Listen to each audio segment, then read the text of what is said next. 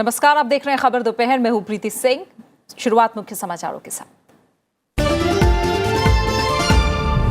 राज्यसभा की कार्यवाही में लगातार चौथे दिन गतिरोध। कावेरी और राफेल मुद्दे पर सदन की कार्यवाही दिन भर के लिए स्थगित। लोकसभा की कार्यवाही भी दोपहर 2 बजे तक स्थगित।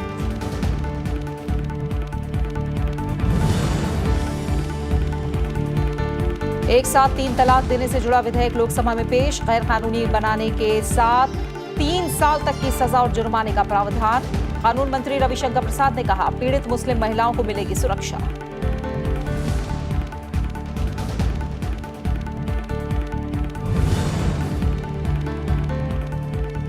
सिख विरोधी दंगा मामलों में कांग्रेस नेता सज्जन कुमार दोषी करार। दिल्ली हाईकोर्ट ने ताउम्र कैद की सुनाई सजा। अन्य 5 दोषियों में 3 को उम्र कैद और 2 को 10 साल का कारावास।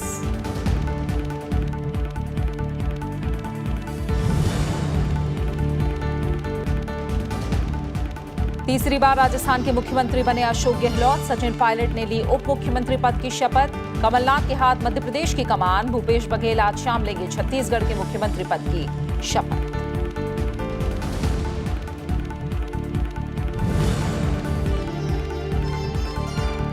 मालदीव के राष्ट्रपति इब्राहिम सोली और प्रधानमंत्री नरेंद्र मोदी के बीच प्रतिनिधिमंडल स्तर की वार्ता। कई समझौतों पर हस्ताक्षर की उम्मीद। आपसी संबंधों की मजबूती पर चर्चा।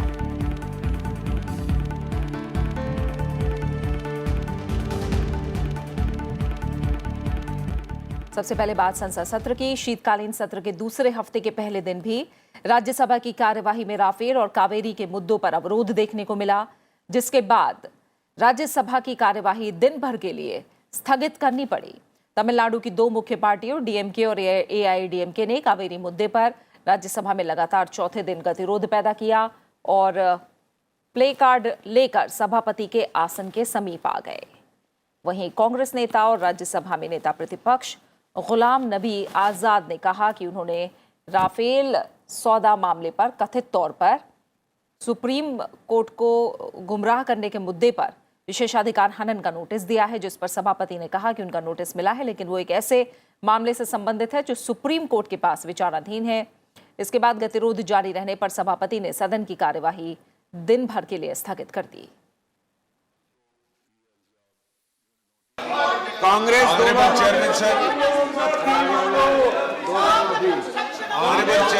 I have given a privilege notice against the government. This government has misled the entire. I have received the notice. I have received the notice. The matter is before the Supreme Court. I am yet to examine it. The House is adjourned to meet at 11 a.m. tomorrow. What is this going on every day? गतिरोध से पहले सभापति M Venkaiah Naidu ने बताया कि उन्होंने विभिन्न राज्यों में गज और तितली चक्रवात से हुए नुकसान पर ध्यानाकर्षण नोटिस मंजूर किया है। साथ ही बताया कि कीमतों में बढ़ोतरी पर नेता प्रतिपक्ष गुलाम नबी आजाद और समाजवादी पार्टी के नेता रामगोपाल यादव के नोटिस के अलावा कृषि संकट पर चर्चा के लिए टीएमसी सांसद डेरेक ओब्रायन का नोटिस भी स्वीकार किया है। Honorable members, I have already admitted court attention on Gaza, Titri and other cyclone affected states. 1 minute, just at least hear the observation of the chair and then Balasubramanian ji, please. To be taken up under court attention motion. I have also received a notice from the leader of the opposition, Sri Ghulam Nabi Azad ji, about the price rise with particular reference to petroleum products and other related items. That also I have admitted. And now I have received a notice from Sri Ram Gopal Yadav and Derek O'Brien about the agrarian crisis in the country. It's also an important issue that also I have admitted it to be taken up. And then with regard to other issues, I have not admitted them under suspension of the question hour today. Derek O'Brien I have converted into a short discussion. We'll sir, my 267 has become short duration? Yes. Thank you, sir. Okay. See, KK Ragesh also, he has given a notice about the Supreme Court verdict that I have deserved, and the other issues will be taken up during normal course. वहीं लोकसभा में भी Rafale deal और कावेरी मामले पर अवरोध देखने को मिला, जिसकी वजह से सदन की कार्यवाही पहले 12 बजे और फिर 2 बजे तक स्थगित करनी पड़ी। गतिरोध के बीच तलाक की बिद्दत यानी एक बार में 3 तलाक देने से संबंधित मुस्लिम महिला विवाह अधिकार संरक्षण विधेयक 2018 आज लोकसभा में पेश किया गया। कानून मंत्री रविशंकर प्रसाद ने विधेयक में कांग्रेस सांसद शशि थरूर की आपत्तियों को खारिज करते हुए विधेयक को पेश किया।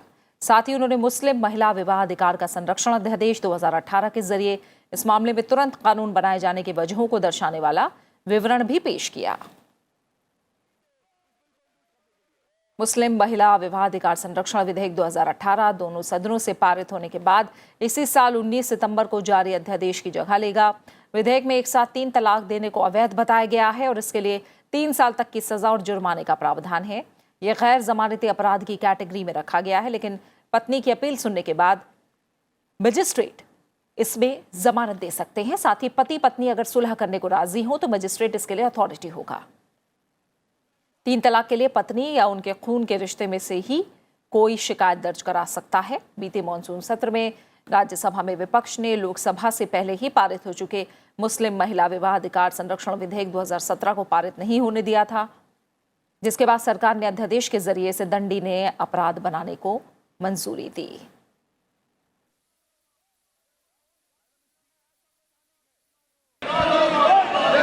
मैडम स्पीकर, आपको मालूम है 3 तलाक की महिलाओं के प्रोटेक्शन के लिए बिल आया गया है।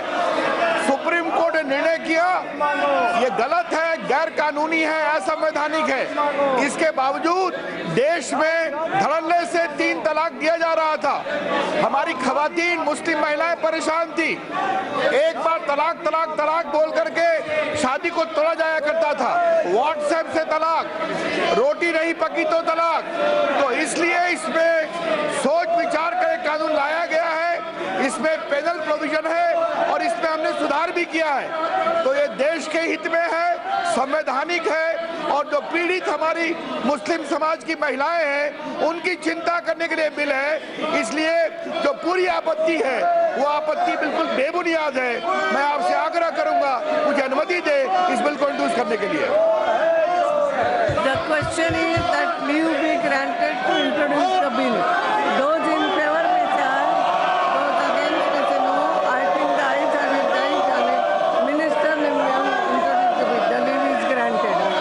Madam, I introduce the bill. और हम सीधा रुख करेंगे संसद भवन परिसर में मौजूद हमारे संवाददाता रवींद्र सिंह शरान का। रवींद्र, हम देख रहे हैं अगर राज्यसभा की बात करें लगातार चौथे दिन गतिरोध, कावेरी और राफेल के मुद्दे पर गतिरोध रहा। वहीं लोकसभा की कार्रवाई भी दोपहर 2 बजे तक स्थगित करनी पड़ी। हालांकि 3 तलाक से जुड़ा बिल पेश हो गया है, लेकिन गतिरोध को देखते हुए तमाम आशंकाएं जरूर घिर गई हैं।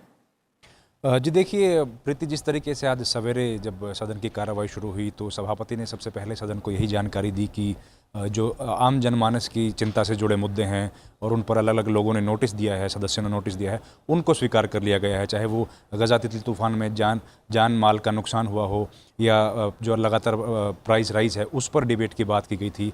और साथ ही साथ माफ कीजिएगा, आपको फिलहाल रोकेंगे। इस समय मालदीव के राष्ट्रपति इब्राहिम सोलिह 3 दिवसीय भारत दौरे पर हैं। प्रधानमंत्री नरेंद्र मोदी के साथ दिल्ली के हैदराबाद हाउस में वार्ता हुई। इसके बाद प्रेस वार्ता भी कर रहे हैं दोनों नेता। ये आपको सीधा लिए चलते हैं। के लिए ही नहीं बल्कि पूरे विश्व में लोकतंत्र के लिए आपका संघर्ष और आपकी सफलता प्रेरणा का स्रोत है। पिछले महीने आपके शपथ ग्रहण समारोह में शामिल होना मेरे लिए ही नहीं भारत के लिए बहुत सम्मान का विषय था। राष्ट्रपति का पद ग्रहण करने के 1 महीने के भीतर अपनी पहली विदेश यात्रा के लिए आपने भारत को चुना है। यह हमारे लिए बहुत सम्मान का और गर्व का विषय है। आपकी इस यात्रा से उस गहरे आपसी भरोसे और दोस्ती की झलक मिलती है जिन पर भारत मालदीव संबंध आधारित है। हमारी मित्रता सिर्फ हमारी भौगोलिक समीपता के कारण ही नहीं है। सागर की लहरों ने हमारे तटों को जोड़ा है। इतिहास, संस्कृति, व्यापार और सामाजिक संबंध हमें हमेशा और भी नजदीक लाए हैं। दोनों देशों के लोग आज लोकतंत्र में अपनी आस्था और विकास की आकांक्षाओं से भी आपस में जुड़े हैं। आपकी इस यात्रा से दोनों देशों के बीच इन संबंधों के इतिहास में एक नए अध्याय की शुरुआत होगी। फ्रेंड्स, राष्ट्रपति सोली और मेरे बीच आज बहुत ही सौहार्दपूर्ण और मित्रता भरे वातावरण में बहुत सफल चर्चा हुई। हमने दोनों देशों के बीच परंपरागत मजबूत तथा मैत्रीपूर्ण संबंधों को और अधिक प्रगाढ़ करने की हमारी दृढ़ प्रतिबद्धता को दोहराया। एक्सेलेंसी, आपकी सरकार के पीपल सेंट्रिक डेवलपमेंट के विजन की मैं अत्यधिक सराहना करता हूं। एक घनिष्ठ मित्र और पड़ोसी के रूप में हम मालदीव की सफलता की कामना करते हैं। मालदीव के लोगों के जीवन को बदलने की आपकी सरकार की महत्वाकांक्षी योजनाओं को अंजाम देने में और मालदीव में विकास का मानवीय रूप यानी ह्यूमन फेस और भी निखारने के आपके प्रयास में भारत हमेशा आपके साथ है। मुझे खुशी है कि इस प्रतिबद्धता की प्रत्यक्ष अभिव्यक्ति के तौर पर मालदीव के सामाजिक आर्थिक विकास के लिए बजट सपोर्ट, करेंसी स्वैप और रियायती लाइंस ऑफ क्रेडिट के रूप में 1.4 बिलियन अमेरिकी डॉलर की आर्थिक सहायता भारत मालदीव को प्रदान करेगा। दोनों देशों के बीच कनेक्टिविटी को बेहतर बनाने के लिए भी भारत का पूर्ण सहयोग रहेगा। बेहतर कनेक्टिविटी से गुड्स और सर्विसेज, इंफॉर्मेशन, विचारों, संस्कृति और लोगों के आदान प्रदान को बढ़ावा मिलेगा। स्वास्थ्य, human resource development, infrastructure, agriculture, capacity building, ICT और टूरिज्म में भी हमारी भागीदारी को और मजबूत बनाने का मैंने राष्ट्रपति सोली को आश्वासन दिया है। हमने अगले 5 वर्षों में मालदीव के नागरिकों के प्रशिक्षण और क्षमता निर्माण के लिए अतिरिक्त 1000 सीटें देने का भी निर्णय किया है। हमारे नागरिकों के बीच सौहार्द हमारे संबंधों का विशेष पहलू है और इसलिए आज हम नए वीजा समझौते पर हस्ताक्षर का स्वागत करते हैं। हम अपने वाणिज्यिक संबंधों तथा द्विपक्षीय व्यापार को बढ़ते हुए देखना चाहते हैं। मालदीव में विभिन्न क्षेत्रों में भारतीय कंपनियों के निवेश के लिए बढ़ते अवसरों का मैं स्वागत करता हूं। यह दोनों देशों के लिए परस्पर लाभकारी है। मालदीव में पारदर्शी, जवाबदेह और नियमों पर आधारित प्रशासन का विजन भारतीय कारोबारियों को एक स्वागत योग्य संदेश देता है। राष्ट्रपति जी, भारत को गर्व है कि हमारे मित्र और पड़ोसी मालदीव ने एलडीसी श्रेणी से मध्यम आय वर्ग देश बनने की मिसाल कायम की है और मालदीव की यह उपलब्धि सस्टेनेबल डेवलपमेंट और क्लाइमेट चेंज की गंभीर चुनौतियों के बावजूद है। इन चुनौतियों के निराकरण में और सामुद्रिक संसाधनों के सस्टेनेबल विकास में मालदीव की भूमिका विश्व भर में महत्वपूर्ण होगी और इसलिए भारत और मालदीव के बीच मैरीटाइम कोऑपरेशन के विविध आयाम पर आपसी सहयोग बढ़ाने पर हम सहमत हैं। एक्सेलेंसी, कॉमनवेल्थ में फिर से जुड़ने के आपके निर्णय का भारत स्वागत करता है। हम इसका मजबूती से समर्थन करेंगे। हम Indian Ocean Rim Association IORA परिवार में भी आपका स्वागत करते हैं। राष्ट्रपति सोली और मैं इस पर भी सहमत है कि हिंद महासागर क्षेत्र में शांति और सुरक्षा बनाए रखने के लिए हमें अपने सहयोग को और गहन बनाने की जरूरत है। दोनों देशों के सुरक्षा हित एक दूसरे से जुड़े हुए हैं। इस क्षेत्र की स्थिरता के लिए एक दूसरे के हितों और चिंताओं के प्रति सचेत रहने पर भी हम एकमत है। साथ ही ऐसी किसी भी गतिविधि के लिए हम अपने देशों का उपयोग नहीं होने देंगे जिससे एक दूसरे का नुकसान हो। हमारे क्षेत्र के विकास और स्थिरता में भारत और मालदीव दोनों की बराबर की रुचि और हिस्सेदारी है। मैं मालदीव और हमारे क्षेत्र के ऐसे उज्जवल भविष्य के लिए राष्ट्रपति सोली के साथ मिलकर काम करना चाहता हूं, जिसमें भारत और मालदीव के संबंधों की अनंत संभावनाओं का पूरा विकास हो और उनका पूरा लाभ दोनों देशों के नागरिकों को और इस क्षेत्र के लोगों को मिले। बहुत बहुत धन्यवाद। Thank you, sir. Now it is my pleasure to invite the President of the Republic of Maldives, His Excellency Mr. Ibrahim Mohammed Solih, to deliver his statement. Bismillahirrahmanirrahim. Good afternoon, ladies and gentlemen. It is a pleasure to be here on my first state visit to India. As many of you may know, this is my first visit abroad since assuming office on 17th November 2018. I would like to thank Prime Minister Modi for having invited me and my delegation to this beautiful country, which remains close to the hearts of so many Maldivians. I also thank the people and the government of India for the warm hospitality extended to me and my delegation during this visit. This demonstrates the close and fraternal ties that exist between the Maldives and India, our government and people.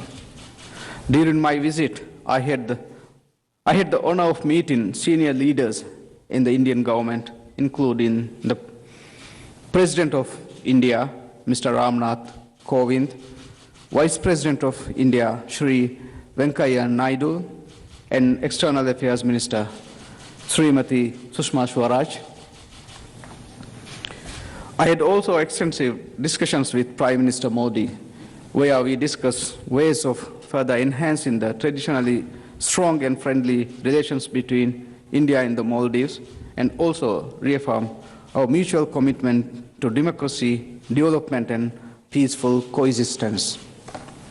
During my visit, we also signed a series of agreements that will pave the way for greater cooperation between our two countries in the area of health, commerce, education, defense, and cultural exchanges between our two countries. An important aspect of our discussions was our mutual aspiration and needs for regional stability, and also agreed to strengthen maritime security in the Indian Ocean region through coordinated patrolling and aerial surveillance, exchange of information, including cooperation in the areas of training and capacity building.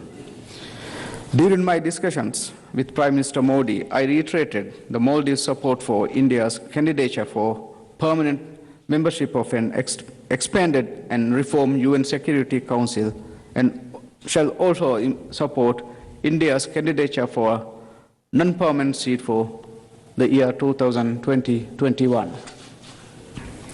On behalf of Maldivian people, I have also invited both President Kovind and Prime Minister Modi to officially visit the Maldives next year, and for which they both very graciously accepted.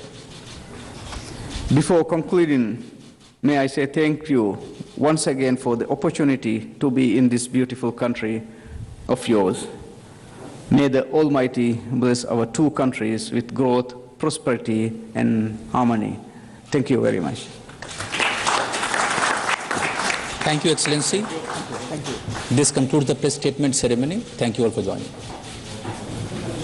आप सीधा प्रसारण देख रहे हैं Hyderabad house से, जहां मालदीव के राष्ट्रपति इब्राहिम सोली 3 दिवसीय भारत दौरे पर हैं। प्रधानमंत्री नरेंद्र मोदी के साथ वार्ता के बाद दोनों नेता दिल्ली के हैदराबाद हाउस में प्रेस वार्ता कर रहे थे। दोनों देशों के बीच 4 सहमति पत्रों पर हस्ताक्षर हुए हैं और भारत और मालदीव ने संपर्क, पर्यटन, संस्कृति के क्षेत्र में आपसी संबंधों की मजबूती और हिंद महासागर क्षेत्र में सुरक्षा को लेकर आपसी सहयोग को नई दिशा में ले जाने पर जोर दिया है।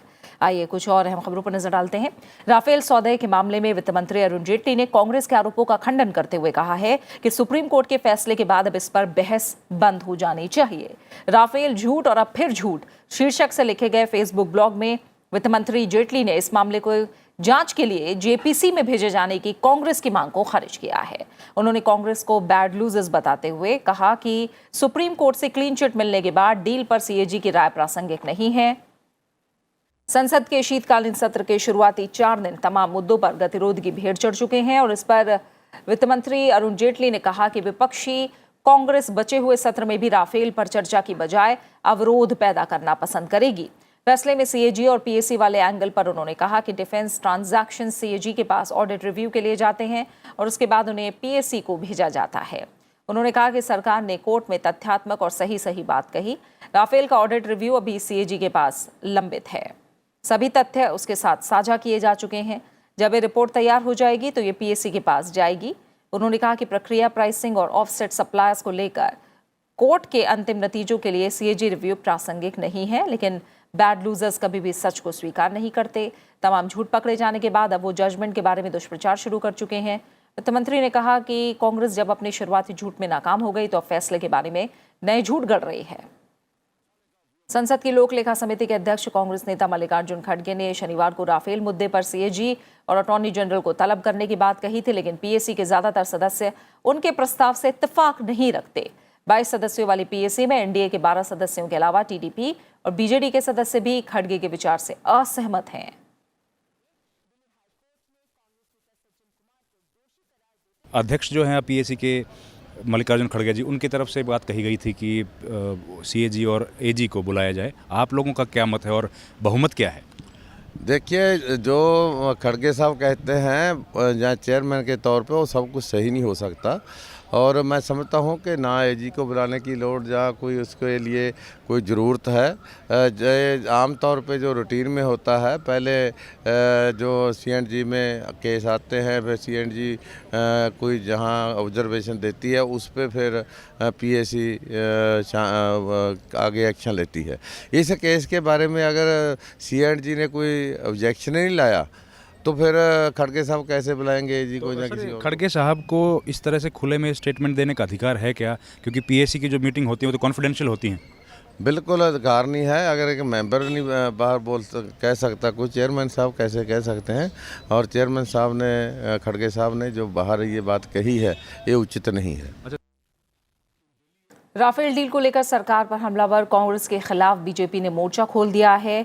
बीजेपी ने राफेल मुद्दे पर देश भर में अपनी बात पहुंचाने का फैसला किया है। इसके लिए बीजेपी नेता आज देश भर में 70 जगहों पर प्रेस कॉन्फ्रेंस करेंगे और प्रधानमंत्री नरेंद्र मोदी की अगुवाई वाली केंद्र सरकार के खिलाफ साजिश रचने और देश के डिफेंस सिस्टम पर हमला करने को लेकर कांग्रेस को उजागर करेंगे। इस सिलसिले में रक्षा मंत्री निर्मला सीतारमण ने आज मुंबई में प्रेस कॉन्फ्रेंस की। कांग्रेस को निशाने पर लेते हुए उन्होंने कहा कि यूपीए की सरकार 10 साल तक सत्ता में रही लेकिन रक्षा सौदे को पूरा नहीं कर पाई। निर्मला सीतारमण ने आरोप लगाया कि कांग्रेस राफेल डील पर लोगों को जानबूझकर गुमराह कर रही है। उन्होंने कहा कि कांग्रेस के नेता सुप्रीम कोर्ट के फैसले को नजरअंदाज करके लोगों को अपना असली चेहरा दिखा रहे हैं। उन्होंने कहा कि केंद्र में प्रधानमंत्री नरेंद्र मोदी के नेतृत्व में भ्रष्टाचार मुक्त सरकार चल रही है और ये बात कांग्रेस को खटक रही है।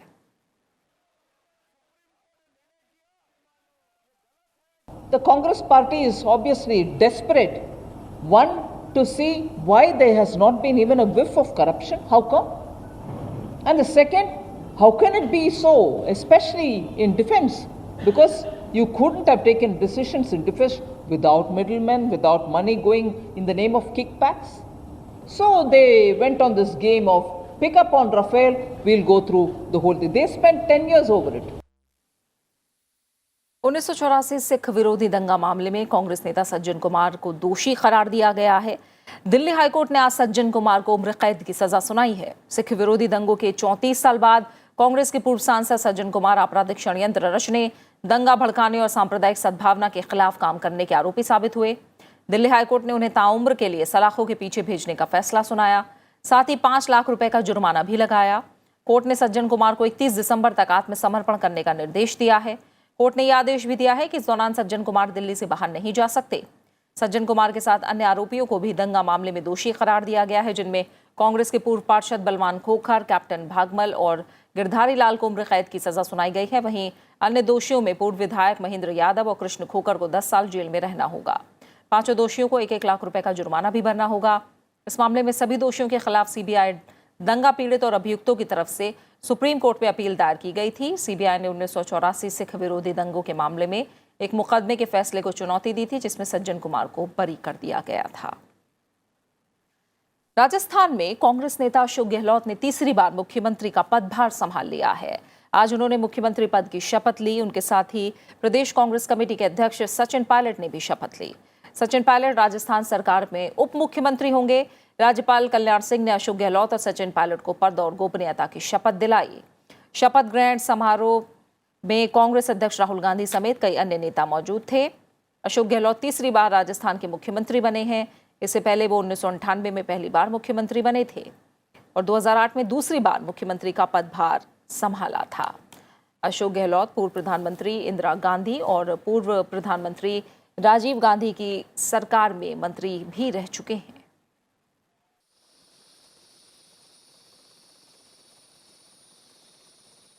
राजस्थान के अलावा मध्य प्रदेश और छत्तीसगढ़ में भी आज शपथ ग्रहण समारोह है। कांग्रेस के वरिष्ठ नेता कमलनाथ आज मध्य प्रदेश के मुख्यमंत्री पद की शपथ लेंगे। वहीं भूपेश बघेल छत्तीसगढ़ की कमान संभालेंगे। भोपाल में कांग्रेस के वरिष्ठ नेता कमलनाथ की ताजपोशी की तैयारी पूरी हो चुकी है। मध्य प्रदेश के राज्यपाल आनंदीबेन पटेल कमलनाथ को पद और गोपनीयता की शपथ दिलाएंगी। इस मौके पर कांग्रेस अध्यक्ष राहुल गांधी भी मौजूद रहेंगे। वहीं छत्तीसगढ़ में प्रदेश कांग्रेस अध्यक्ष भूपेश बघेल भी आज ही मुख्यमंत्री का पदभार संभालेंगे। कांग्रेस विधायक दल का नेता चुने जाने के बाद बघेल ने राज्य में सरकार बनाने का दावा पेश किया था। कांग्रेस को छत्तीसगढ़ में पूर्ण बहुमत मिला है। चुनाव नतीजों में कांग्रेस 90 में से 68 सीटें जीतकर 2/3 बहुमत हासिल करके अब सरकार बना रही है। और इसी के साथ फिलहाल खबर दोपहर में इतना ही। आप बने रहिए राज्यसभा टीवी के साथ। नमस्कार।